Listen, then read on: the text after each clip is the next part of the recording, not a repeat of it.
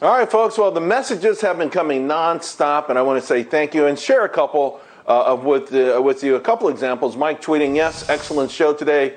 Especially beneficial for those looking for opportunities, resume building, communication, correct focus on what employers are looking for. Need more shows like this, as colleges aren't helping the younger generation secure success. And Bobby saying, this was phenomenal, Charles. Have you thought about a monthly follow-up on your show? Call it Charles Military Tank, like Shark Tank. This one needs more of a military to marketplace show. There was a lot of them. Of course, that was for yesterday's show. I want to say thank you. Listen, it's not just what we talked about yesterday, but the marketplace itself is changing. And for a whole lot of people, not just vets, it feels intimidating, it feels distant, and certainly feels unattainable. Joining me now, wealth manager Rebecca Walser. And Rebecca, there were so many messages of success, that it's possible and so far away, right now that a lot of people think we need government, to step in and make things happen, write checks, even make it so we survive. Basic survival should be in the hands of government. How do we push back against that? Charles, I think people,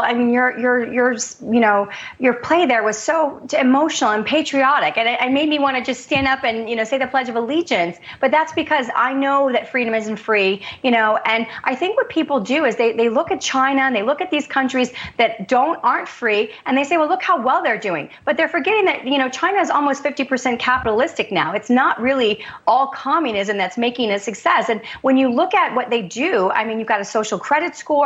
So there's a lot of control that comes when you're living off of the government. So I have never, and we have no example in the history of time of living for free, being given everything by government and having a free society. Government doesn't create anything, Charles. They are the creator of nothing. They are only a transferer. So there still has to be people out there making money and having wealth to transfer to people that aren't going to be doing anything. And you really have to realize that and realize this isn't going to last. I can't do nothing forever.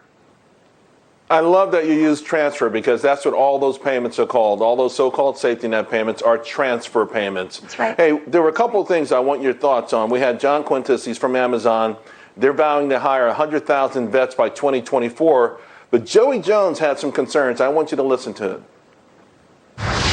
Most veterans are the best followers you have that lead by example. Right. And a lot of times, even when I hear Amazon hiring 100,000 vets, I retract a little bit, because what I don't want to see is someone hired just because they're a veteran. You got to put someone in a job they either are qualified for or can be qualified for, and the stereotypes are a part of that.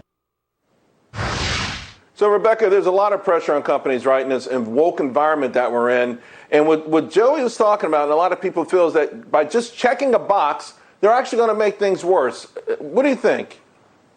I am all for trying to help a group that has served our country to assimilate back into society, but I am not for putting unqualified people into jobs they need to be qualified for.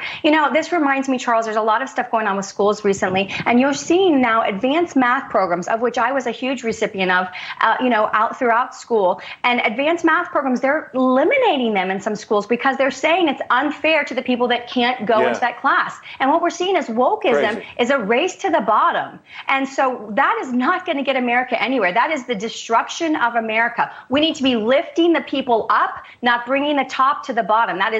Who in the world thinks a race to the bottom is the right way to go? Real quick, we got to sneak this in, but there was a question on investing and risk that is right down your alley. I want you to listen to it and just give me a quick answer if you can. Okay. Hi, I'm First Class Petty Officer Andrea Bryant, U.S. Navy. I've heard investment strategies for retirement can be more aggressive early on and then become more conservative as you near retirement age. What life factors should I take into account to find the right balance for me? Rebecca, this is your specialty. What would you say? Yeah, you have to look at investment horizon, and we have to look at macroeconomics right now. We obviously we're really high. We're at the super high. And while we want to be growth conscious and we want growth, we don't want to step into a bust. So we have to really look at where we are, and we need to see how much time you have. If you have a long time horizon, you can still afford to take your hits. But if you're close to retirement, you might want to look at the macroeconomics a little more closely. Yeah.